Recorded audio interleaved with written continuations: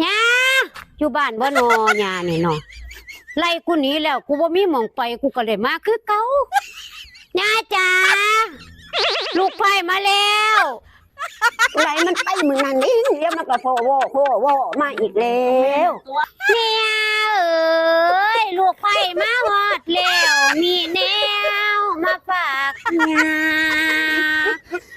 มันมีเป็นเสื้อผ้ามาตอนแม่ย่าเอาตาจังใดจะกะมาแล้วอีหละเป็นหยังเด้มาเฮ็ดหยังจังใดสิบ่ให้ไปลูกไผมาจังใดมาขอขมาหญ้าหญ้าไรหนีลูกไผก็บ่หนีดอกหญ้าเนี่ยหญ้าเอาเสื้อผ้าสำงามมาฝากมีของผาดผมเด้หญ้าใจเฮ็ดจังสั่นติหญ้าน่ะก็เบิ่งเนี่ยตอนนั้นจ้างก็เบิ่งเงือกเนี่ยทอ